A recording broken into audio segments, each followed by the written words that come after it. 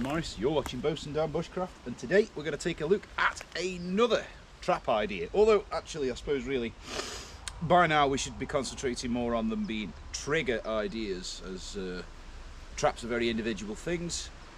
This is an idea that was actually shown to be a fishing trap. It's another one of the automatic hook setting traps for when you're fishing, so you can just leave it and go and get on with something else, and the idea is you come back for a fish. Now, I'm not using it today with the line of fishing purposes because I personally think all of these traps are a lot more versatile than simply one purpose thing. So I will show it you in the guise of a fishing trap, but it could just as easily be used to set a spring, snare, or any other means, so we're not actually buying any water today.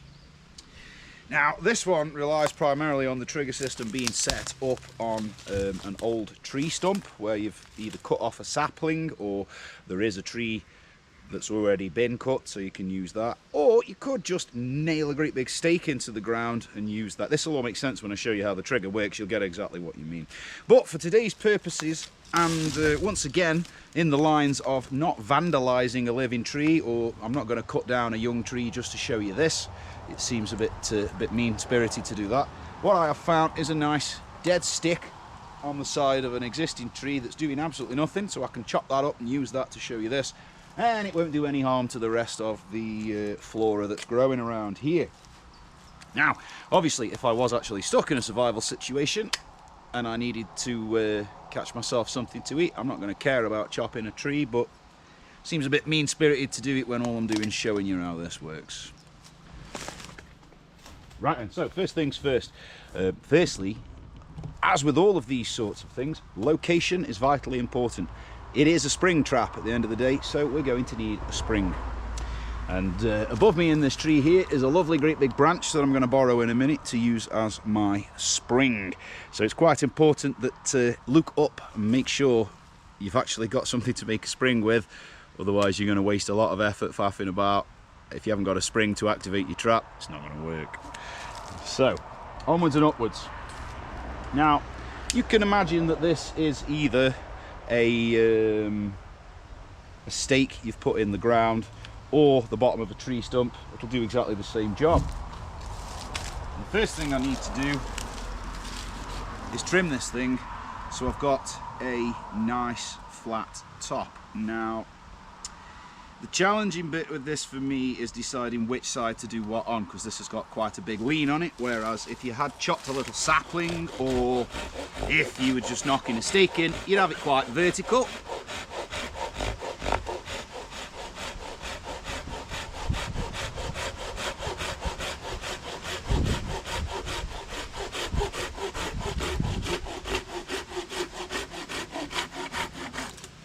So just like the two forms of deadfall trap that we've been through so far, the Paiute and the figure 4, this is again another type of trap that works on the principle of reduction.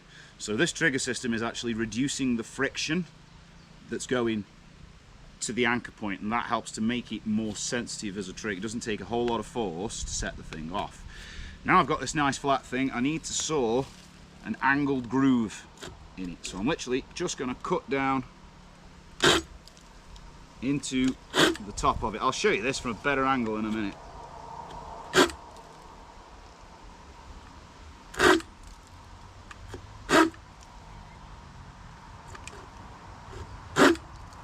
This is going to be the more time consuming part because I need to get all of that wood out.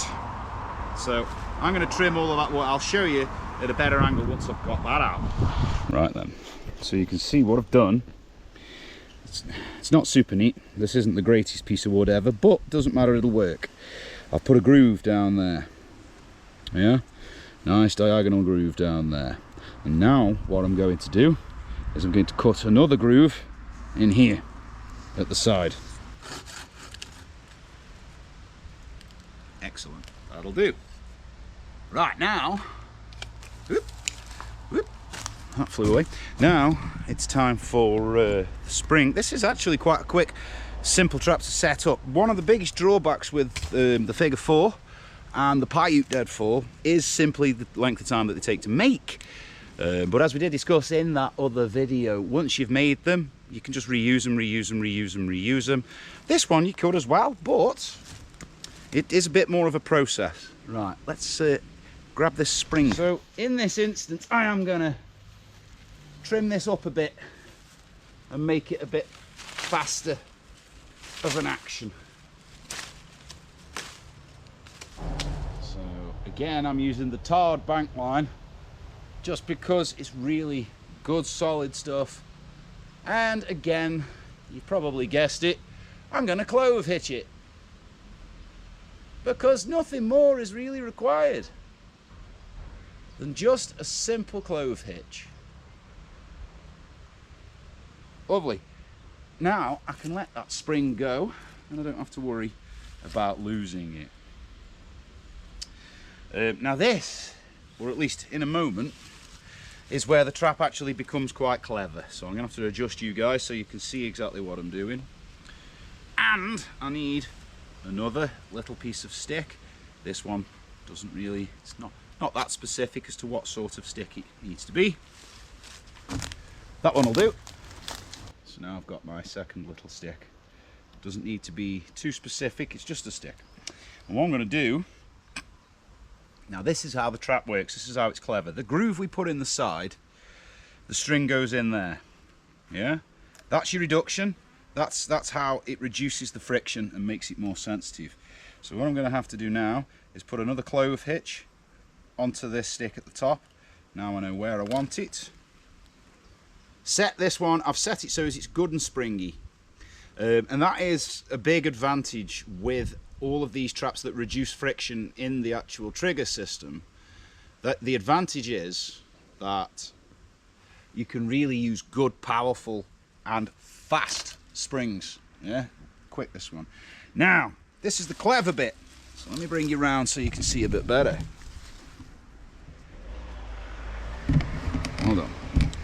Right, that's a bush. Here we go, here we go. So,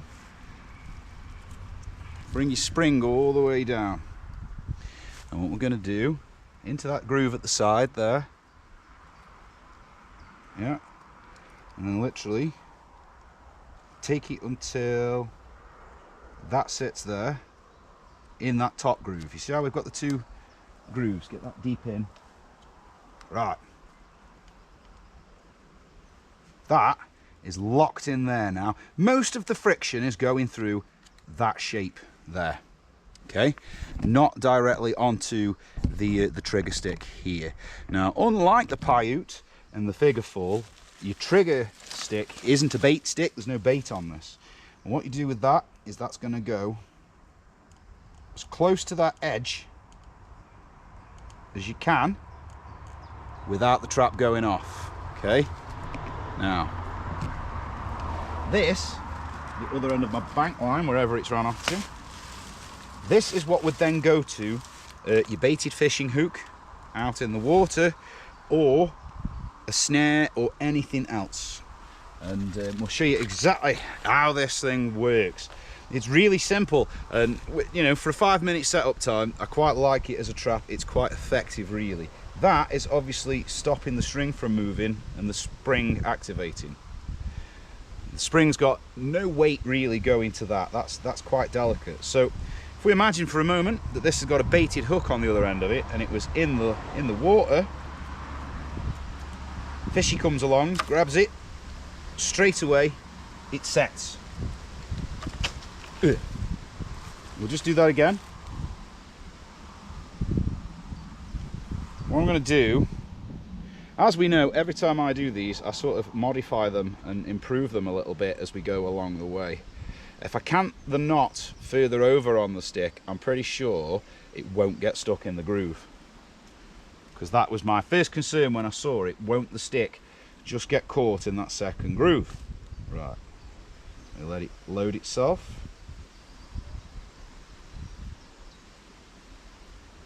There. And then, so either your snare or a fish, whatever, tugs on that line. Ooh. And it wedges again. Right, I can see exactly what I need to do to stop it from doing that. Let's get this right. I love the fact that we do these and then we make them more developmental. Makes it a lot more practical.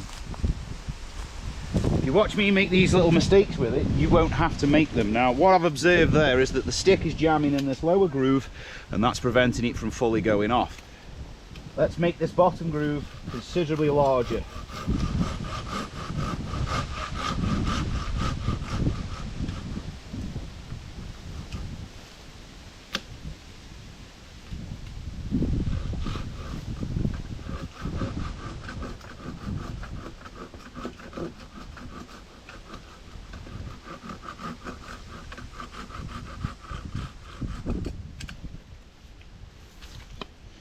Right, let's try that.